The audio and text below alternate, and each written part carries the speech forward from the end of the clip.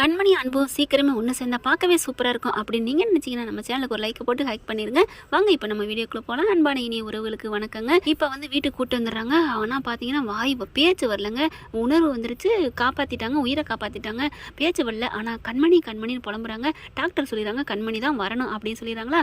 அதனால் வேறு வழியே இல்லாமல் போயிட்டு காலில் விழுந்து கெஞ்சுறாரு. நீ யார், உனக்கு எதுக்கு நான் வரணும் அப்படின்னு சொல்லிட்டு பட்டுன்னு பேசுது. ஆனால் இது வாய் தான் பேசுது, கண்டிப்பாக போகும் அப்படின்னு தாங்க நாங்களாம் நினச்சா. அதே மாதிரி தான் இப்போ அன்பு என்ன பண்ணுறாரு, வரமாட்டில உன் மனசு என்ன கல்லா, என் மேலே தானே கோவம், என் அம்மா உன் மேலே உசுரா தானே இருந்தாங்க, அம்மா சொல்லுங்க அத்தை அப்படிங்கிறாங்க.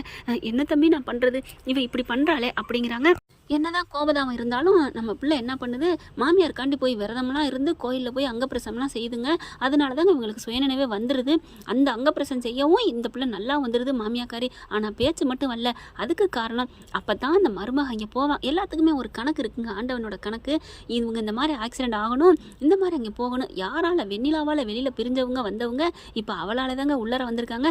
நல்லவங்கன்னா நல்லவங்க மூலமாக அந்த நல்ல காரியமாக நடந்திருக்கும். இவ கெட்டவ, கேடு கெட்டவ, அதனால கெட்டது செஞ்ச பார்த்தா கெட்டதுலேயும் ஒரு நல்லதுங்கிற மாதிரி. இப்போ என்ன ஆகுது, இப்போ அன்பு ஒரு மாதிரியா சோகத்தோடு வராரு. அம்மாவுக்கு நம்ம எப்படி காப்பாற்ற போகிறோம், எப்படி பேச்சு வர வைக்க போகிறோம் அப்படிங்கிற ஃபீல்ட்லேயே வராரு. இங்கே வீட்டுக்கு வந்தோன்னே என்னாச்சுப்பா, ஏன் ஒரு மாதிரியா வர அப்படிங்கிறாங்க. ஆனால் அதுக்கு முன்னாடியே கண்மணி வந்துடுறாங்க. வந்துட்டு நான் கோயிலுக்கு போயிட்டு வந்தேன், சாமி கும்பிட்டு வந்தேன், அங்கப்பிரசம் பண்ணிட்டு வந்தேன் அப்படின்னு சொல்லிட்டு எல்லா விபூதி அது இதுன்னு கொடுக்குறாங்க. கொடுத்தகையோட பார்த்தா கண்மணின்னு பேச ஆரம்பிக்கிறாங்க. அப்படியே ஆச்சரியமாய் அதிசயப்பட்டு போகிறாங்க எல்லாருமே. ஆனால் வில்லைங்க குரூப்ஸ் மட்டும் எல்லார் வீட்லேயுமே வில்லங்களும் இருக்கிறாங்க, நல்லவங்களும் இருக்கிறாங்க. நல்லவங்க சந்தோஷப்படுறாங்க, வில்லைங்க மட்டும் ச்சே இவளால் காப்பாற்றப்பட்டாயிட்டாலே என் மருமக அப்படின்னு கிளவி குந்தாணி அவளுக்கு இருக்குங்க ஒரு நாளைக்கு. அடுத்து இங்கே சோகத்தில் வரும், ஏப்பா இப்படி அன்பு சோகமாக வர்ற அப்படிங்கிறாங்க. அவள் கண்மணி காலில் விழுந்து கூட கெஞ்சி பார்த்துட்டேன், வரமாட்டேன்டாடா அப்படின்னு கார்த்தியை பார்த்து பேச, என்னது வரமாட்டேன்டாளா, ஆமாம் நான் எம்புட்டா சொல்லிட்டேன் தெரியுமா, அவள் மனசு இவனை என்ன இவ்வளோ கல்லாவாக இருக்கும் அப்படின்னு சொல்ல, இவன் என்ன கோமாலேருந்து வந்த மாதிரி பேசுகிறேன், அப்போ அவள் வந்தது இவனுக்கு தெரியாதா அப்படின்னு சொல்லிட்டு பார்க்குறாங்க. யார் சொன்னா, உள்ளே போய் பாரு அப்படிங்கையில் உள்ளர போகிறாங்க. உள்ளர போய் பார்த்தா கண்மணியும் அம்மாவும் இருக்காங்க. கண்மணி அப்படின்னு வேகமாக ஓடி வந்து அம்மா அப்படிங்கல, பாப்பா அன்பு கண்மணி வந்துட்டாடா, அம்மா பேசிட்டாங்களா அப்படின்னு சொல்லிட்டு ஒரே படபடப்பு, தவிப்பு, சந்தோஷம். ஆனாலும் கை கால்லாம் ரொம்ப, அதாவது கொஞ்சம் பேச ஆரம்பிச்சிருக்காங்க. கண்மணியை பார்த்துட்டு, அத்தை என் மேலே உங்களுக்கு இவ்வளோ பாசமா அத்தை, என்னம்மா இப்படி கேட்குற, நீ இல்லைன்னா எனக்கு இல்லை ஒன்றுமே இல்லைம்மா, என் பிள்ளை தான் எனக்கு ஆதாரமாக இருந்தான், அதுக்கப்புறம் நீ வந்த, இதே அந்த வெண்ணிலா வந்திருந்தா என்னை கொஞ்சமாவது மதிச்சிருப்பாளா, நீ நினச்சி பாரு அப்படிங்கிறாங்க. அத்தை அதை விடுங்க அத்தை, அவள் பேச்சே பேசாதீங்க அப்படிங்கிறாங்க.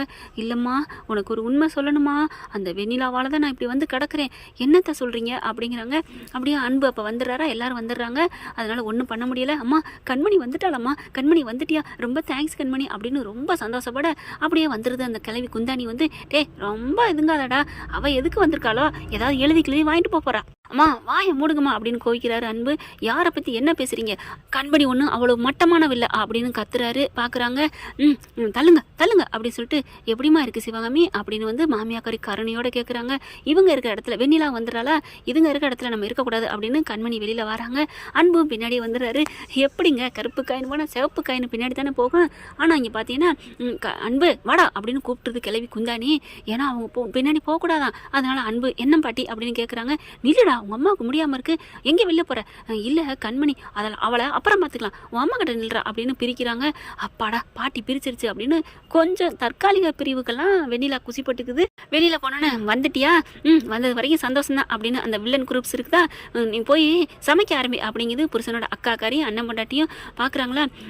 என்ன அப்படிங்கிற மாதிரி பார்க்க, என்ன பார்க்குற, பாத்திரங்களை ஒன்றும் துணி துவைக்கணும், எல்லா வேலையும் கிடக்கு, இதெல்லாம் யார் பாப்பா, நல்ல வேலை வந்துட்ட அப்படின்னு சொல்ல, யாரடி வேலை பார்க்குறது அப்படின்னு சொல்லிட்டு போயிட்டே இருக்கிறாங்களா. ஏ கண்மணி நில்லு அப்படின்னு பின்னாடி வர, என்ன அப்படின்னு திரும்புறாங்க. பாம்பு மாதிரி பாயிறாங்க. இங்கே பாரு, என்ன நீ நினச்சிட்டு இருக்க, இந்த வேலை யார் பார்க்குறது அப்படிங்கல, யார் வீட்டு வேலை, இது என்ன ஏன் வீட்டு வேலையா அப்படின்னு சொல்ல, அப்புறம் இது உன் வீடு இல்லையா, அப்போ இது உங்கள் வீடு இல்லையா, எங்கள் வீடு தான் அப்படிங்கிறாங்க. அப்போ நீங்கள் பாருங்க, இல்லை எங்கள் வீடு இல்லை, அப்போ உங்கள் வீடு இல்லைன்னா எதுக்கு இங்கே இருக்கீங்க, வெளில கிளம்புங்க, என்ன வந்தோன்னே எங்களை தள்ளுறியா வெளியில் அப்படின்னு அதுங்க சொல்ல, இங்கே பார் இங்கே வந்தது ஏன் மாமியால பார்க்குறக்கா மட்டும்தான், அதாவது என் அத்தையை பார்க்குறக்கா தான் நான் வந்திருக்கேன், அவங்களுக்கு இப்போ கை காலம் கொஞ்சம் சரியில்லாமல் இருக்குது. சரியானா நான் போயிடுவேன், அவங்களுக்கு மட்டும் சமைப்பேன், அவங்களுக்கு மட்டும் எல்லாம் பண்ணுவேன். ஆனால் இங்கே இருக்கிற அல்லக்கை லொல்லக்கை இதுக்கெல்லாம் பார்த்துக்கிட்டு வேலைக்காரியாக இங்கே கிடந்தனே அந்த கண்மணி இல்லை, அவள் என்னைக்கோ காணாமல் போயிட்டா, அவள் மனசை நோகடிச்சு அனுப்பிட்டீங்க. ஆனால் இனிமேல் நான் இங்கே வேலை பார்ப்பேன்னு நீங்கள் கனவு காக்காதீங்க. அப்புறம் இன்னொன்று அப்படின்னு சொடுக்கு போட்டு கூப்பிட்றாங்க, இனிமேல் இந்த அதட்டுறது ஊய் அப்படிங்கிற வெள்ளம் வச்சுக்காதீங்க, அதெல்லாம் நீங்கள் தாங்க மாட்டீங்க, இந்த கண்மணியோட சுயரூபம் உங்களுக்கு தெரியாது அப்படின்னு சொல்லிட்டு உள்ளுக்கு போயிடுறாங்க. அதுங்களை வெளில வந்துடுதுங்க. அப்படியே அன்பு சூப்பராக கைதட்டுறாரு, கண்மணி சூப்பர் கண்மணி அப்படின்ட்டு. ஆனால் கண்மணி அன்பை மட்டும் பார்த்தோன்னா முறைச்சிட்டு போயிடுறாங்க. இவ என்கிட்ட மட்டும் முறைப்பா, எல்லாத்தையும் நல்லா பேசுவோம் அப்படின்ட்டு இங்கிட்டு வராரா. என்ன அக்கா, என்ன அண்ணியாரே வாங்கி கட்டிட்டீங்க போல இருக்கு அப்படின்னு அன்பு சொன்னோன்னே, என்ன உன் பொண்டாட்டி வாய் பேச சொல்லி கூட்டு வந்தியா? ஐயோ அண்ணி அக்கா என்ன இப்படி பேசுறீங்க, அவ இங்கே வந்ததே எனக்கு தெரியாது, அவளா பேசுறா, அவளை பேச வச்சது நீங்க என்ன நினைச்சிட்டு இருக்கீங்க? என் பொண்டாட்டி இன்னமும் பேசுவா, இதுக்கு மேலேயும் பேசுவா, நான் அவளுக்கு பச்சை கொடி தான் காட்டுவேன், நீங்க இருக்கிறவங்க இருங்க இல்லைன்னா போயிட்டே இருங்க அப்படின்ட்டு போறாரு. அதை கேட்டு வெண்ணிலா பாட்டியெல்லாம் அதிர்ந்து போறாங்க. அப்படியே கண்மணி வந்து உள்ளுக்கு இருந்து அத்தைக்கிட்ட வந்து என்னத்தை வேணும் எதத்தை வேணும்னு கேட்குது. அப்படியே அன்பு வராரு.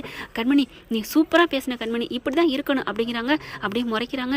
கண்மணி ஏம்மா அவனை முறைக்கிற, அவனை எதுவும் நீ திட்டாதம்மா அப்படிங்கிறாங்க. அத்தை உங்களுக்கு நான் காப்பி கொண்டாரவா இல்லை சுடுதண்ணி தரவா அப்படின்னு கேட்குறாங்க. அன்பை பற்றி காதிலே வாங்கிக்க மாட்டேங்கிறாங்க. எது சொன்னாலும் எது எப்படியோ கண்மணி வீட்டுக்கு வந்துட்டா அப்படிங்கிற சந்தோஷம் இவருக்கு. எப்படியாவது கண்மணி மனசை மாற்றிடணும், அவள் அன்பை நம்மளோட அன்பை அவளுக்கு புரிய வைக்கணும் அப்படின்னு திட்டத்தை போடுறாருங்க. இனிமேல் என்ன, ரெண்டு பேரும் இனிமேல் ஒன்று சேர்ந்துருக்க போகிறாங்க. இவங்களோட காதல் சீக்கிரமே வளரத்தான் போகுது. அந்த காட்சியில் நம்ம எபிசோடில் பார்க்கத்தான் போகிறோம். இந்த பதிவு உங்களுக்கு பிடிச்சிருந்துச்சுன்னா உங்கள் பொண்ணான கையில் ஒரு லைக்கை போட்டு சப்ஸ்கிரைப் பண்ணிடுங்க. Thank you friends.